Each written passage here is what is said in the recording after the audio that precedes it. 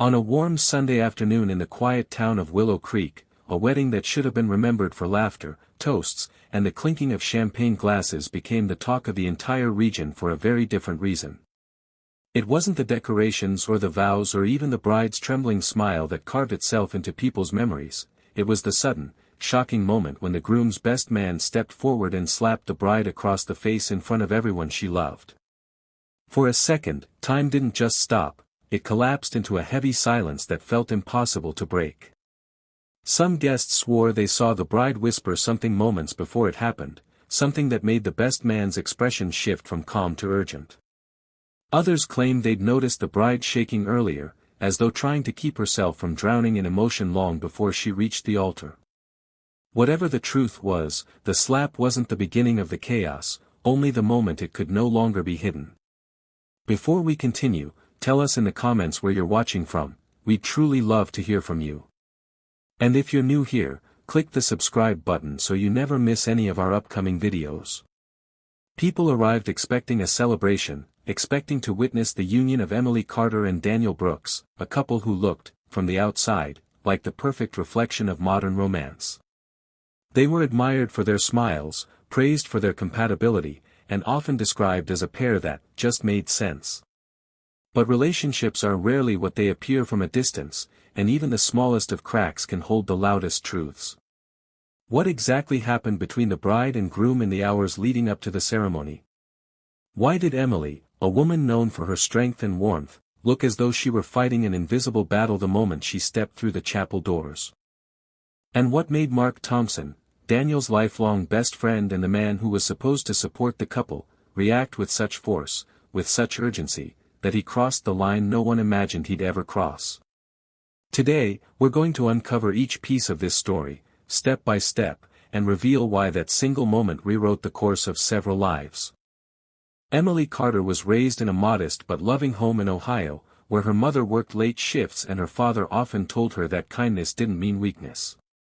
She carried those words with her through high school, through college, through the years she spent working with children as a community counselor. Emily was the type of person who remembered birthdays, who brought soup to sick neighbors, who volunteered for causes even when she had nothing to spare. When she met Daniel Brooks at a small business networking event, she didn't fall for him instantly.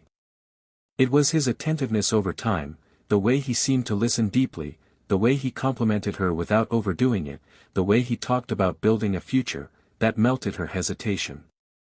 Daniel had a stable job, good manners, and a charm that people gravitated toward.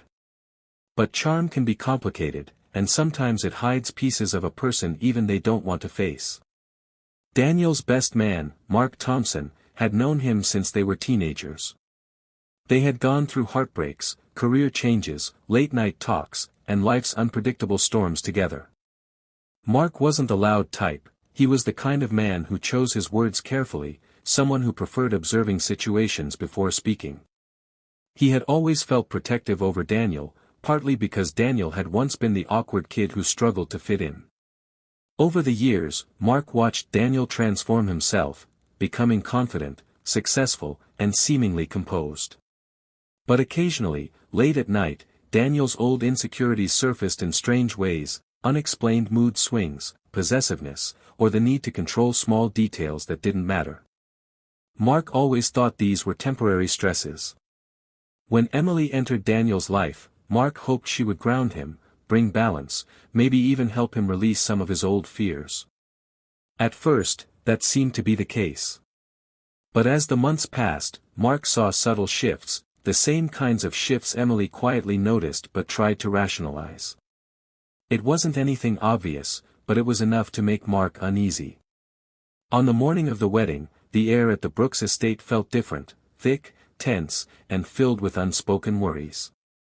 Emily arrived early with her bridesmaids, smiling as best she could, though her eyes carried exhaustion that makeup couldn't hide.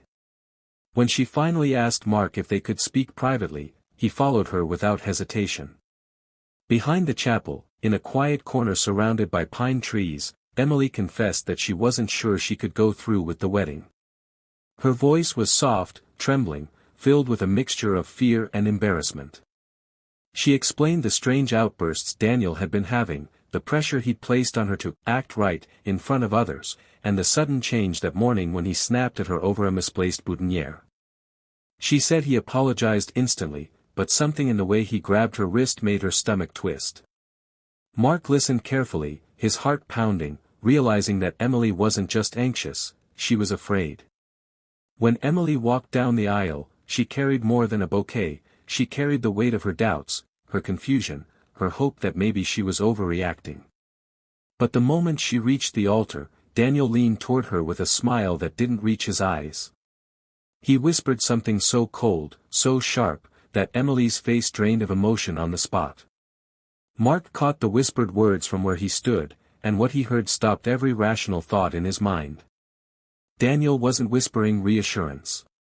He was threatening her, angrily reminding her what would happen if she humiliated him in front of everyone. That was the moment Mark stepped forward. He saw Emily's knees buckle, her breathing spiral out of control, her eyes widening with panic. Acting on instinct, trying to snap her out of the shock before she collapsed, Mark slapped her, not out of anger, but out of urgency. Yet all anyone saw was violence. The chapel erupted, leaving the truth buried beneath fear and confusion. Emily stumbled, tears pooling in her eyes as gasps echoed throughout the room. Mothers scrambled from their seats, the pastor tried to maintain order, and Daniel moved quickly, too quickly, toward Mark, anger twisting through every inch of his expression. Mark didn't defend himself. He simply raised a shaking hand and said, "Ask him what he said to her." The words sliced through the noise, stopping some guests mid-scream. Daniel immediately called Mark unstable, accused him of jealousy, claimed he was ruining the wedding out of spite. But Emily, still trembling, whispered the truth. She repeated Daniel's threat, the one he had muttered through clenched teeth. The room shifted then. People who once adored Daniel stared at him with disbelief, confusion, and growing concern. Daniel tried to spin the story, saying Emily misunderstood, claiming he was simply nervous, but the more he talked, the more his composure cracked. There was something in his eyes that made people step back rather than toward him.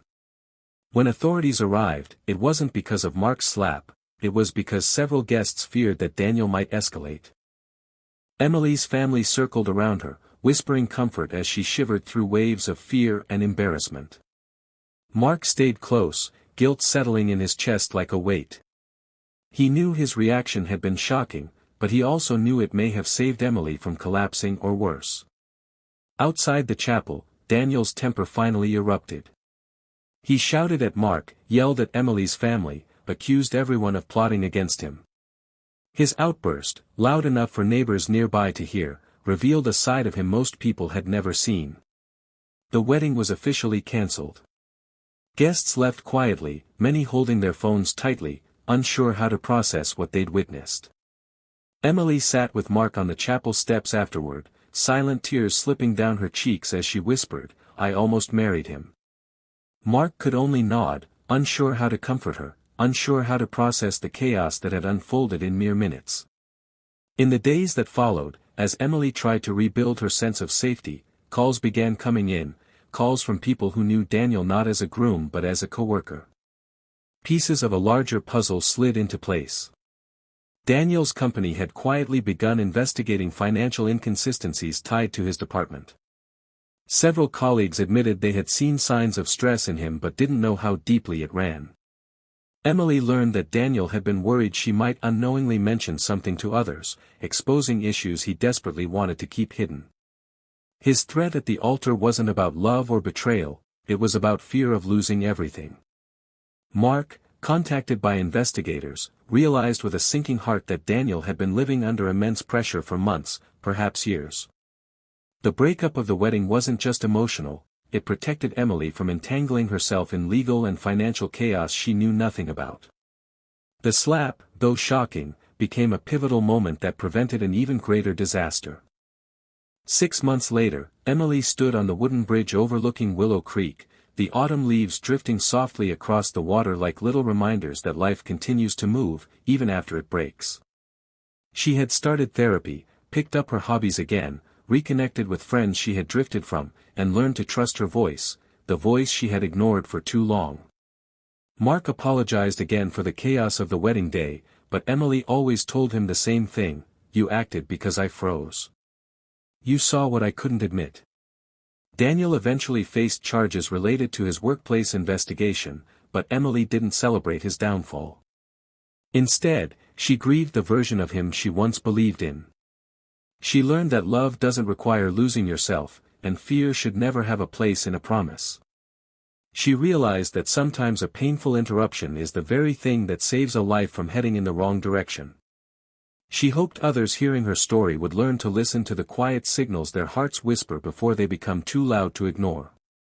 Now that you've heard the full journey, every moment of fear, every decision, every truth that finally came to light, what do you think about everything Emily endured?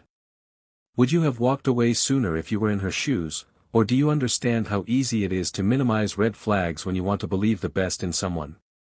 And what about Mark? Do you believe he acted out of panic, protection, or something deeper? If you were standing in that chapel, watching the bride trembling, the groom whispering sharply, and the best man stepping forward, what would you have done? Tell us how you feel in the comments. Your reflections matter, because somewhere out there, someone might be facing a similar crossroads and will read your words when they need them most.